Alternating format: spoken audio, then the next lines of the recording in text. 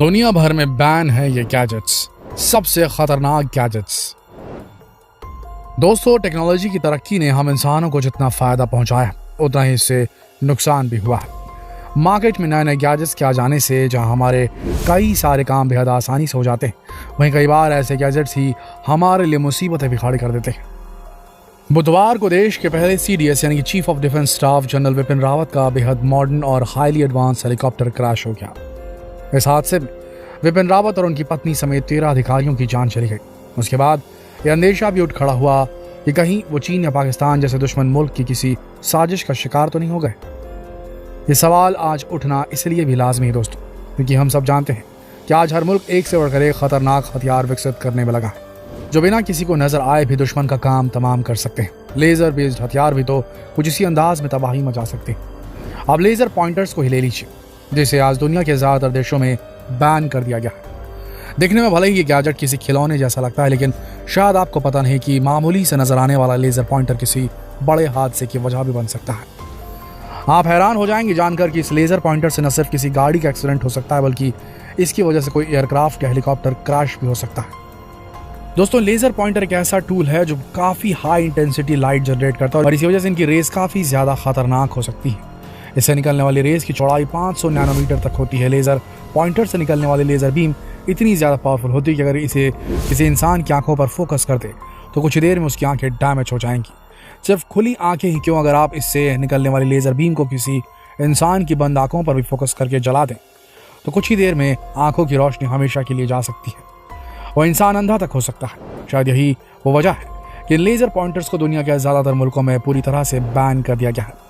वैसे आपको ये भी बता दें कि इंफ्रारेड फिल्टर्स के बगैर इससे निकलने वाली लेजर बीम और भी कई गुना ज्यादा खतरनाक बन जाती है। इसे लगातार किसी चीज पर फोकस करने से उसमें आग तक लग सकती है। अगर वो सामान हाईली इन्फ्लेमेबल हो तब तो उसमें भयंकर विस्फोट तक हो सकता है। दोस्तों, ये गैजेट वाकई में बहुत खतरनाक है। इसे इस्तेमाल करने से कोई भी हादसा हो सकता है। अब ये तो हुई लेजर पॉइंटर्स की बात, जो आज ज्यादातर देशों में बैन है। अब आपको कुछ और खतरनाक गैजेट्स के बारे में बताते हैं जिन्हें दुनिया भर के कई देशों ने बैन कर रखा है। Blackberry mobile phone. इस ब्रांड के बारे में कौन नहीं जानता।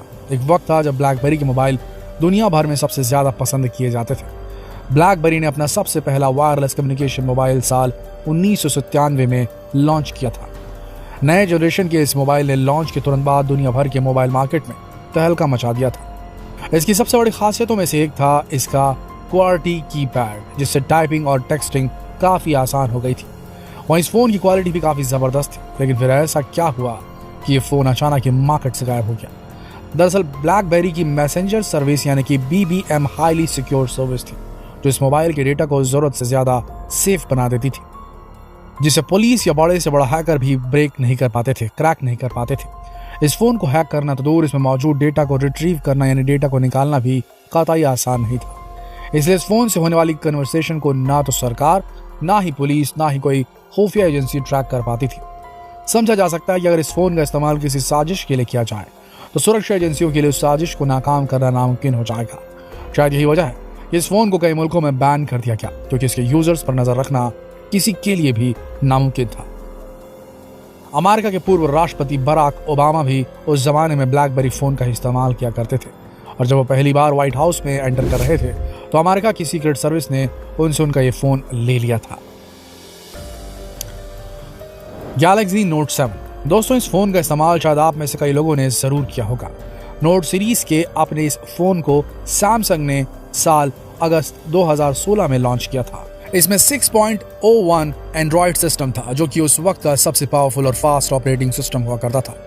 लेकिन लॉन्च के कुछ ही वक्त बाद इस फोन को मानो किसी की नजर लग गई। ये फोन बहुत ज्यादा गर्म हो जाता था, इतना गर्म जिससे धुआं तक उठने लगता था। ऐसे कई हादसे हुए जब इस्तेमाल के दौरान ये फोन ब्लास्ट हो गया या फिर इसमें आग लग गई, जिसके बाद लगभग सारी कंट्रीज में इस फोन को बैन कर दिया गया। अक्टूबर महीने में ही सैमसंग ने दुनिया भर में मौजूद अपने सारे स्टोर्स को तत्काल इस फोन की बिक्री रोकने का निर्देश भी दे दिया। साथ ही इस फोन का इस्तेमाल करने वाले अपने सारे यूजर्स को नोटिफिकेशन भेजकर इस फोन को तुरंत ऑफ कर देने की हिदायत भी दे डाली। सैमसंग ने सारे यूजर्स से फोन को सैमसंग स्टोर में जाकर सरेंडर करने को भी कहा। सैमसंग ने यूजर्स को इसके पैसे वापस किए और इतना बड़ा लॉस भी सहा। इलेक्ट्रिक ब्लैंकेट दोस्तों ये ऐसा कंबल था जिसमें एक इलेक्ट्रॉनिक हीटिंग सिस्टम लगा था जो ठंड से राहत देने में बेहद कारगर तरीके से काम करता था। इसको इस तरह से डिजाइन किया गया था कि आसानी से वॉशिंग मशीन में धोया भी जा सकता था। इन सब खूबियों के बावजूद दुनिया के ज्यादातर देशों में इस ब्लैंकेट को बैन कर दिया गया। दरअसल एक्सपर्ट्स का मानना था कि इस ब्लैंकेट में जो मटेरियल इस्तेमाल किया गया था और जो हीटिंग सिस्टम इंस्टॉल था वो बहुत ज्यादा अनसेफ था। सेफ्टी एक्सपर्ट्स का कहना था कि ज्यादा हीटिंग की वजह से इस ब्लैंकेट में आग लगने की आशंका बनी रहती है। इसके साथ ही से जनरेट होने वाला ज्यादा टेम्परेचर कई तरह के हेल्थ प्रॉब्लम्स की भी वजह बन सकता है।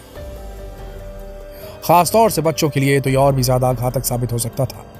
वैसे सिर्फ बच्चे ही क्यों, अगर नींद के दौरान ब्लैंकेट में आग लग गई तो फिर इसे ओढ़ने वाले इंसान का बचना करीब करीब नामुमकिन ही होता।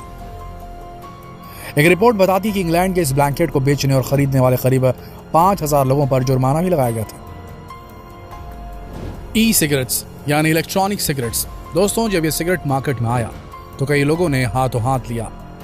जहां ज्यादातर लोग निकोटिन के लिए इसका इस्तेमाल करने लगे, वहीं यंगस्टर्स शौक के लिए इसमें अलग अलग फ्लेवर्स डालकर इसे यूज करने लगे। दरअसल शुरुआत में इसे बनाने वाली कंपनी ने ऐसा दावा किया था कि ई सिगरेट को इस तरह बनाया गया है कि इसके इस्तेमाल से धीरे धीरे लोग अपनी स्मोकिंग की हैबिट से तौबा कर लेंगे, लेकिन ये बिल्कुल गलत था।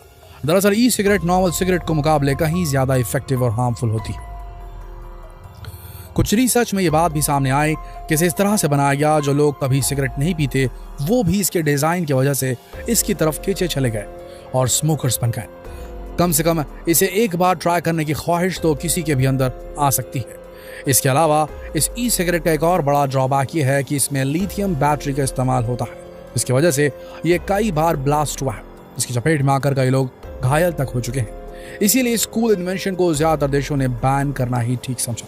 कुछ वक्त पहले भारत ने भी ई सिगरेट को बेचने, खरीदने और इसके इस्तेमाल पर पूरी तरह से पाबंदी लगा दी थी। तो दोस्तों देखा आपने कैसे खतरनाक गैजेट्स दुनिया के ज्यादातर मुल्कों में बैन कर दिए गए क्योंकि इनसे फायदा कम खतरा ज्यादा था। अब एक अहम सवाल, क्या लगता है आपको, क्या CDS विपिन रावत जी के हेलीकॉप्टर पर भी इसी किस्म के किसी गैजेट से हमला किया गया था? क्या लेजर हमला हुआ था उनके हेलीकॉप्टर पर? क्या लगता है आपको, क्या लेजर से पायलट की आंखों को चौंधिया दिया गया था? क्योंकि ये सबसे आसान तरीका आज की तारीख है। USA की बात करें तो हर साल वहां 6,753 से ज्यादा एयर लेजर स्ट्राइक के मामले रिकॉर्ड किए गए। तो क्या भारत का ये पहला मामला था जिससे इतनी बड़ी दुर्घटना हुई? क्या लगता है आपको? कमेंट सेक्शन में लिखकर जरूर बताएं और ये सवाल दूसरों से पूछने के लिए इस वीडियो को शेयर करें फेसबुक पर, व्हाट्सएप पर, यूट्यूब पर। कल फिर मिलेंगे एक और रोचक जानकारी के साथ। तब तक के लिए आप सबका इस वीडियो के अंत तक बने रहने के लिए दिल से धन्यवाद।